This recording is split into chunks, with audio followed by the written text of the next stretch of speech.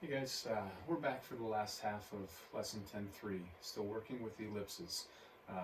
So hopefully after watching that first part you feel like you've got a little bit of a handle on this material, and that this will only help further cement that here in this half of the lesson. So again, if you're struggling in any way, I know that conic sections can be a little challenge sometimes for students, and especially trying to do this through distance learning. So please be reaching out. Let me know if you have questions. I'd love to help. But anyways, let's get after it. We'll start with a bell ringer that should also provide some further assistance with what we've been working on. So let's do this. All right, so the question says to find the standard form of the equation of an ellipse with a given characteristics. We have the foci at plus or minus 5, comma 0, and then the major axis length of 14. All right, let's do this. And again, as I highly recommend, drawing a little bit of a sketch is for me anyways helpful, so that's why I recommend that. You know, the foci are located at -5 and 5. There are our foci. Again, a reminder that our foci, our center, our vertices all lie on what we call the major axis. So our major axis is the x-axis here, okay?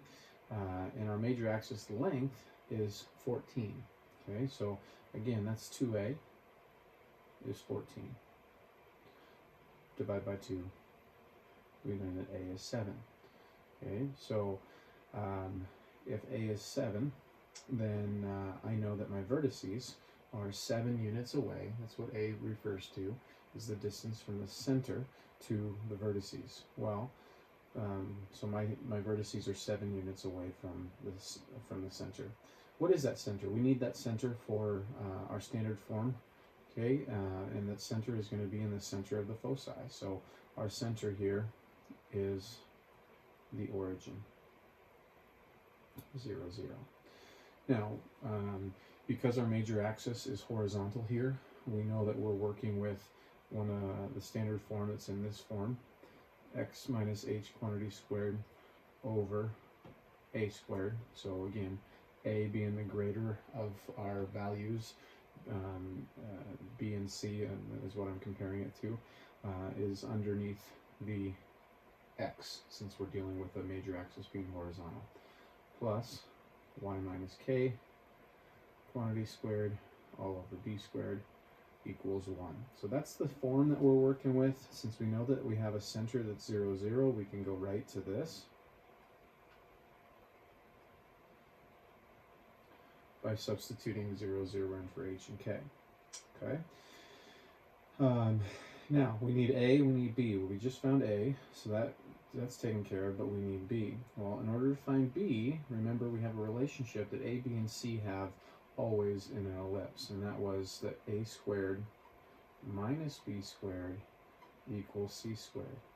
Well, what do I know? I know a, so that's 7, so 7 squared, then I've got a 49 minus b squared.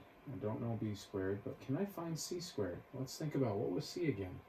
Oh, c was the distance from the center to the foci. Well, if our center is right here, what's that distance from the center to each focus?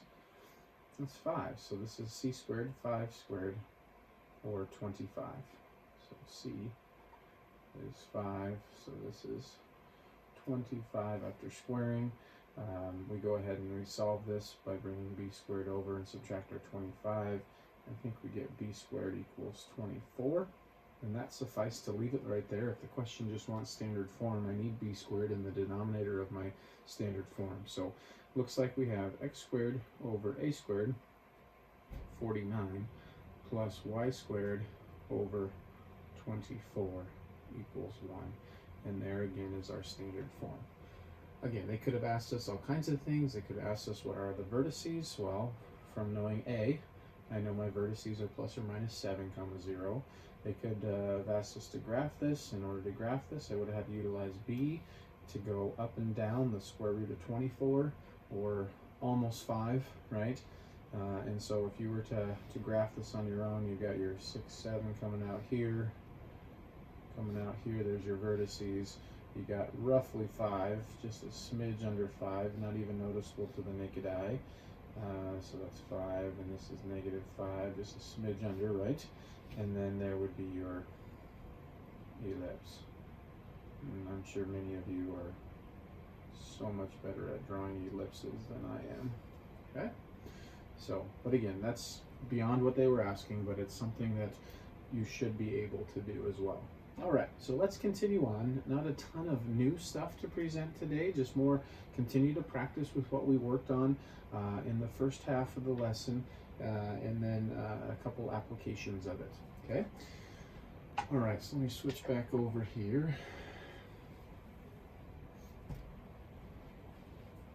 Okay, so our objectives today in this half of the lesson is to be able to use the properties of ellipses to model and solve some real-life problems. So we'll look at some applications of ellipses, and then we're going to introduce and define something called an eccentricity to be able to find the eccentricity of ellipses. Basically, eccentricity is just a measurement of ellipses. I hope by now you've seen that some ellipses are more circular, some ellipses are more ovular, more football shaped, being a big sports fan, and so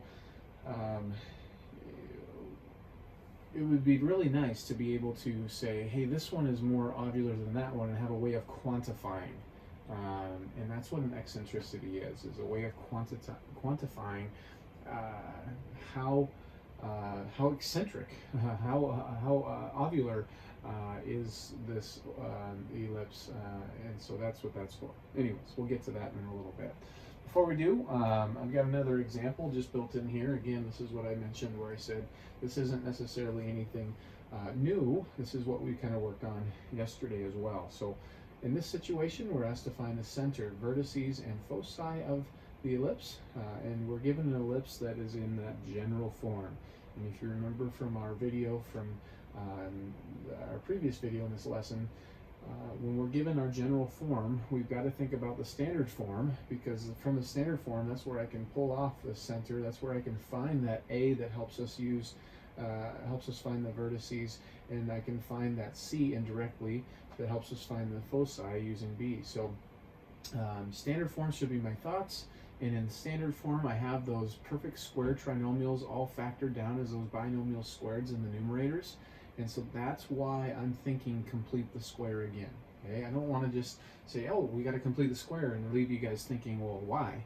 The why is in that standard form, we see the factored form of those perfect square trinomials. So I'm going to switch it back on over to my whiteboard here, where we're asked to find the center, vertices, and foci of the ellipse, and here is the general form. So let's go ahead and collect our like variables. So collect our x's, collect our y's, and then let's look to see where we can complete the squared here. So 4x squared minus 8x, and then I think I'm just going to throw the 8 on the other side. And then here we go. Actually, let's leave the 8. Yeah, let's throw the 8 on the other side, and let's not even bother with it. So 4x squared minus 8x, we're getting close to being able to complete the square there. I'll leave a little space, plus y squared plus 4y, and I'm going to throw the 8 to the other side of the equation. Okay, so this right here, perfect for completing the square. We're going to take our 4, cut it in half, that's 2, square it, 4. 4 needs to be added here. So I'm going to add 4 here, but if I add 4 to the left side of the equation, I better add 4 to the right. Here is not necessarily all that ready for me to complete the square. I've got this 4 as a leading coefficient that I want to remove. So I'm going to factor 4 out of those two terms, and those two terms only, and I'm left with x squared minus 2x. Okay, so again, nothing has been done that can't be undone. This is all real well, real good here, I guess, for continuing on. So we're going to take our, this is now ready for the completing the square. Take our -2, cut it in half, -1, square it. Squaring -1 is 1, so I'm going to put 1 in here. But have I really made the left side of my equation, here's my equation, have I made the left side of my equation 1 bigger? No, I've actually made it 4 times 1, or 4 bigger. So that means I need to add another 4 on over here, okay? So, in that case, now I'm ready to factor these perfect square trinomials. I have 4 times, this right here makes x minus 1 quantity squared. All of this right here is a y plus 2 quantity squared, equal to, over here I've got an 8 plus a 4 plus a 4. That should be 16, okay? And now we're super close. Keep in mind that the standard form has equal to 1, and this has equal to 16. So I'm going to go ahead and divide both sides of my equation by 16, and 4/16 reduces to a quarter, so I have x minus 1 quantity squared over 4 plus y plus 2 quantity squared over 16 equals 1. Now, right now, where's our major axis? Is it a horizontal major axis or a vertical major axis? Hopefully you're saying to yourself, it's a vertical major axis. Why do we know that? We know that because A is always bigger than B. So A squared is going to be bigger than B squared. Okay? And A is under the Y. And so this is a vertical major axis. Okay? So that's why we know that. All right. Now, we've got to find center. Again, center is the easier one that we just pull right on and off. Remember, in standard form, it's in the form of x minus h and y minus k. So we're looking for h and k. So what's being subtracted from x? 1. What's being subtracted from y? Negative 2 to make that a plus in there. So there's our center. We also need vertices. Again, when we think vertices, we also need to be thinking about A, because A is the distance from the center to the vertices. So we just mentioned that 16 is A squared right here. Okay, and so thus A is 4. So that means my vertices are 4 from the center. But keep in mind, we have a vertical major axis. So that means it's 4 up and 4 down from the center. So which coordinate is affected by moving 4 up and 4 down? The y coordinate. So that means our vertices are at 1, go 4 up, 2, go 4 down, 1, negative 6. There's our vertices. Okay? And we also are asked to find the foci.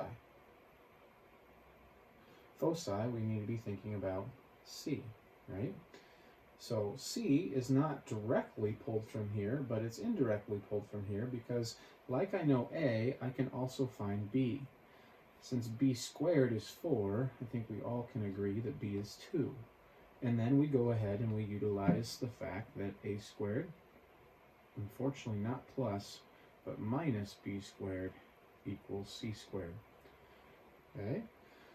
So if I want to find C, I need to take A squared minus B squared. That's 16 minus the 4, that makes 12. So then C squared is 12, so C is, in a way, plus or minus, but the square root of 12, or good math students would say, what, 2 root 3, right?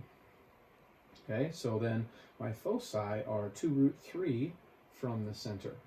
All right, and again, foci, along with the vertices, lie on the major axis. So these are foci that are 2 root 3 up and 2 root 3 down from the center. And once again, then, that is going to affect my ordered pair of my center by that y coordinate to move up and down. So our foci are at 1, comma, negative 2, plus or minus 2 root 3. And I'm okay with you leaving it, especially in a situation where it wouldn't simplify. These two terms don't combine, they're not like radicals, so I'm okay with you saying those are your foci and leaving it in that form. All right?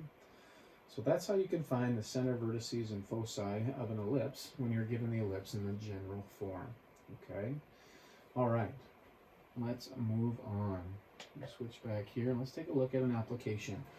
Hopefully, already when you think about ellipses, you don't have to think very long before you're like, oh yeah, I can see where ellipses apply in our world. And so, yeah, we're going to highlight a few of those things. It says ellipses have many practical and aesthetic uses. For instance, machine gears, supporting arches, Acoustic designs often involve elliptical shapes. Probably the more obvious or most obvious, the orbits of satellites and planets are also ellipses. So example 4 investigates the elliptical orbit of the moon about the Earth. So let's take a look at this example.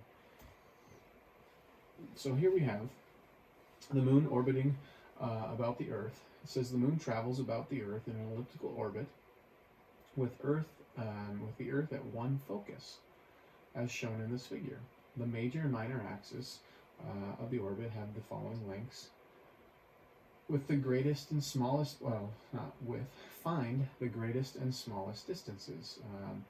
I could be butchering this, the apogee and the perigee, respectively. So those are the two distances we're asked to find, the apogee and the perigee. Okay. So the two greatest and smallest distances from the Earth's center to the Moon's center. All right, so let's go ahead and switch on over here back to my whiteboard.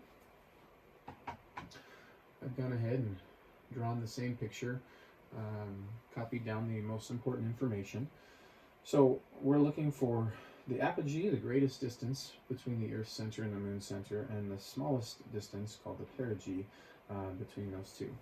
And here are our major and minor axis lengths.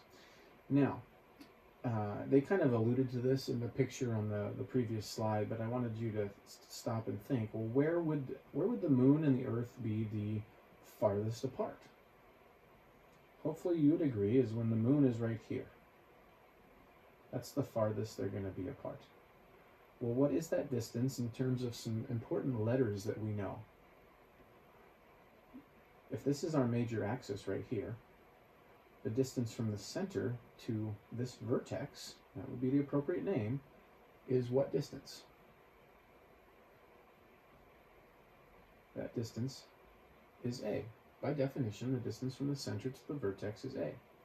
Well, what is this little distance right here? There's no way I'm going to be able to mark it very well. What's that distance from the center to the focus? We were told the Earth is at a focus. Hopefully, you're saying to yourself, that's C. So the greatest distance is just going to be A plus C, correct? The smallest distance, that would be when the moon is right here, and that would just be this distance right here. What is this distance right here from the vertex to the focus? We don't have a special name for that special letter choice, but wouldn't it be A, the distance from the center to that vertex, minus that C? So these are the two things that we're looking for, A plus C and A minus C. Well, which of those, A or C, can I find by knowing my major axis and minor axis? I can find A, right? So keep in mind that 2A is equal to 768,800. Thus, A is what? Oh, let's see if we can cut this. This is early in the morning. We know that we've got 400, and then 68, let's see here. 76 cut in half is 38, 38.4. So I think this is 384,400 if I'm not mistaken. Pretty sure I did that accurately. So there's A. How am I going to find C? I have the minor axis, but what does the minor axis give us? The minor axis gives us B, right? So we know that to be, or not to be, oh, sorry, lame Friday morning joke for Mr. Breen. 767,640 is 2B. So what does that make B? Well, I know this is going to be 320, and oh boy, maybe not. What do we get here? I'm struggling. 767,640 divided by 2. There we go. 383,820. So there's B. And remember, what's our relationship that A and B are to C? We know that A squared minus B squared is equal to C squared. So to find C, I need to take the square root of A squared minus B squared. Okay, so I'm just going to do all of that on the calculator. I know that you guys are fully capable of doing that computation. So we're going to do the square root of, I'll even put it here where you can see it, the square root of a squared. So a, 384400, I think I skipped a 4. There we go, squared, minus b, 383820. I could have just grabbed it right there, silly me. Okay, so we're going to have the square root of those two things squared and a subtraction between them. And that tells us c is approximately 21,108.47. Okay, and we were told those are all in kilometers, by the way. Important detail. All right, so now I can answer what the apogee or apogee, I don't know, I can't remember. I look it up, I think, every year, but it's one of those things I talk about once a year, so I forget. All right, is a plus c. So I'm going to take a and c and add them together. And so we get, that looks like 405,508.47 kilometers, if I'm not mistaken.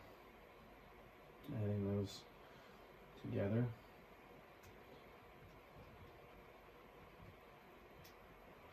Yeah. And then my perigee, by subtracting those two, a minus c, so 384400 minus, and we get 363,291.53. Okay, so the farthest those two are apart, the moon and the earth, that is 405,000 and change kilometers, and the closest they ever are 363 and change kilometers. Okay, so let's double check that I didn't goof on that. Excuse me. So I started out by finding a and b just like we did, and then utilizing our relationship that we have to c. And they found c to be the 21,108. Sounds familiar. So the greatest distance, adding them together, there's where they got their 405,508 kilometers, and the smallest distance, 363,292 kilometers. Okay, so very, very good. It's always encouraging. Okay, so we're going to talk now about eccentricity. Okay, I mentioned this already a little bit, but eccentricity is just a way of measuring the ovalness of an ellipse. All right, so eccentricity is defined as c divide a. Pretty simple, right? And so you're going to have some problems that are going to add now for you to calculate the eccentricity by taking the value of c divided by a. So let's think about this. What does c and a represent? C is the distance from the center to the foci, and a is the distance from the center to the vertices. Okay? So which of those is bigger? A is, right? Remember, A is always bigger than C, because the vertices are always further away from the center than the foci. And so in that case, C divided by A will always be less than 1, because I'm always dividing C by something bigger. Okay? Also true would be that this has to be greater than 0, because the foci are at least a positive distance away from the center, right? And so that's why every ellipse will have an eccentricity that's between 0 and 1. Okay, so now let's take a look at something else here. In that figure 10.28, I think you would agree that it looks almost very, very circular. Well, look where the foci are. The foci are really, really close to the center, right? And so when that's the case, then the value for C is really small. if the value of c is really small, then we're really close to having an eccentricity of 0. Okay, so the more circular, the closer the eccentricity is to 0. The more, eccentric, ovular, the closer, the more stretched out ellipse, the closer it is to 1. Okay, and that just means that your foci are farther and farther from the center. They're closer to those vertices. All right. Okay. So this is a picture of a more eccentric, I guess you could say, ellipse, a more elongated ellipse. E is closer to 1. When I take that C and divide by A, we're closer to 1 than we were with the more circular orbit, or the more circular ellipse. If you're curious, here's some facts. Okay, the orbit of the moon has an eccentricity of approximately 0.0549. And so as we look at these, all of these are relatively more circular, right? All of these are pretty close to 0. Which of these is the most circular orbit? Hopefully you're saying to yourself, it looks like Venus. Venus appears to be the closest to 0. Okay, and then which one will be the most elongated or most elliptical, most ovular orbits? And I believe that you would find that to be Mercury. Mercury is our greatest eccentricity of those listed. Okay, so I'm just trying to put that into practice a little bit for you. Okay, so let's close with an exit task, and we'll find eccentricity in that question. So there's an opportunity for you to see that put to practice. And before we get into this exit task, I want to have a little bit of a conversation. As you look at this first part of the exit task, it says identify the conic as a circle or an ellipse. Okay, and so I want to have this conversation because definitely they're related, but they're also uniquely different too. All right, so I'm going to switch on over to my whiteboard and have this conversation.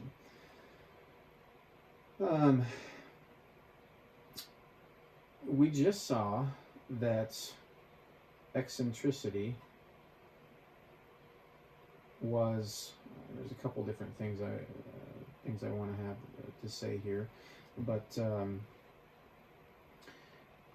eccentricity was defined as C over A.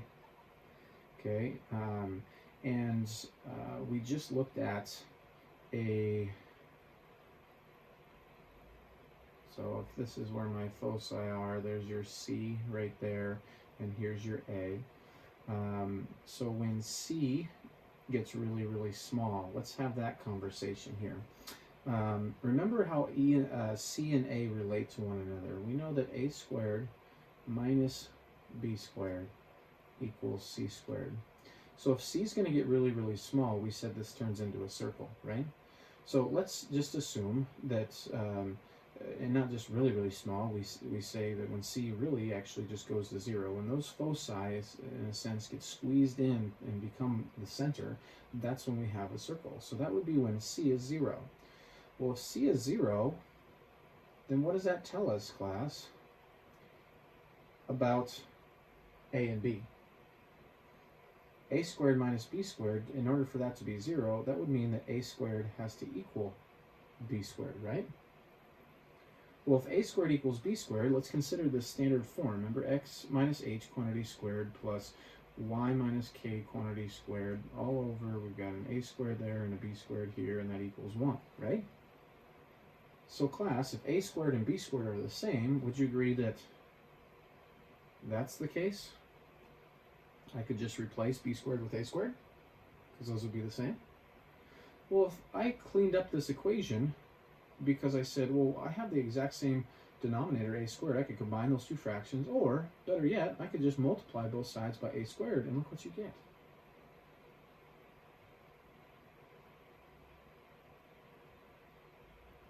Does this look familiar, class? You see, if a and b are the exact same thing, then a squared and b squared are the exact same thing, which means I have the exact same denominator in my standard form of the ellipse. And if that's the case, then I have this. And then class, look what I have. That should look very familiar. Early on in the first semester of pre-calculus, we looked at this formula.